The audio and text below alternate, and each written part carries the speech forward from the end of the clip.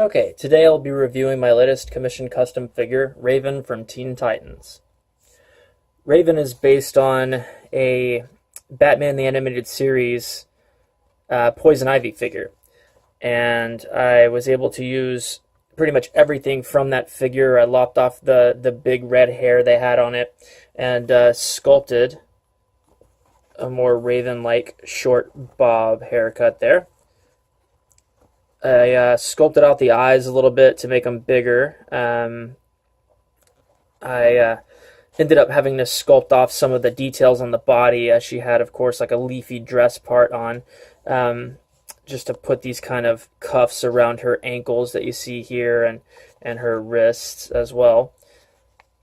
Raven maintains all of the articulation from the Poison Ivy figure. There's the swivel head. It also has the up-down motion on there as well.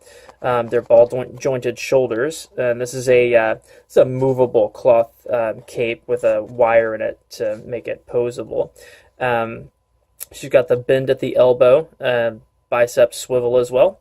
She's got a swivel wrist, and her hands can be locked into position at different angles as well.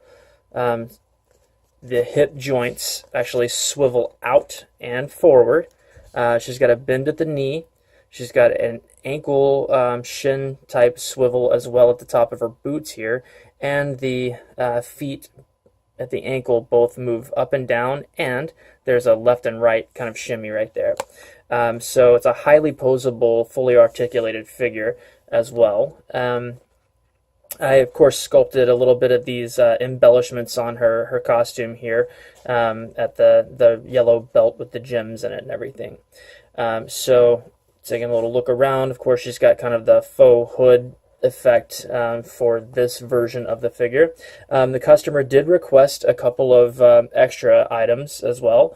The main one being that there is an interchangeable head here.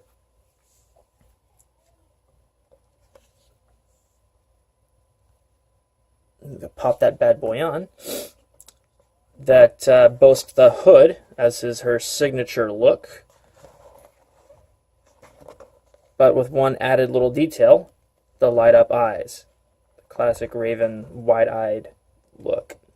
So I was able to make the hood out of the same material I made the cape out of, this cloth material.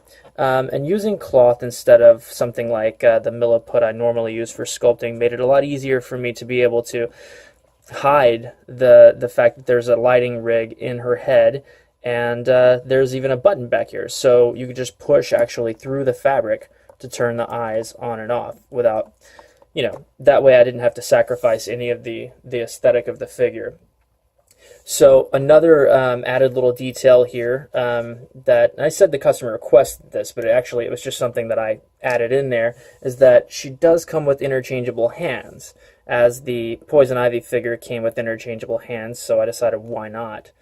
So as before, she had the kind of open hand karate chop looking style. Here she's also got a closed fist that still maintains the swivel and the bending articulation. Now, because it pops into place, it does take a little bit of effort to actually move it, and you'll hear it probably that it clicks on there, but it's a very strong joint. So I'm going to take that hand out, and there's even a third option here that is a hand that is kind of posed to hold weapons, accessories, that sort of thing. Now, Raven herself didn't actually come with any accessories, but who knows if the collector may have something in mind to put in there later. So I'll go ahead and put her back into her original open hands, which I prefer. So yeah, that's my Teen Titans Raven custom. Hope you enjoyed.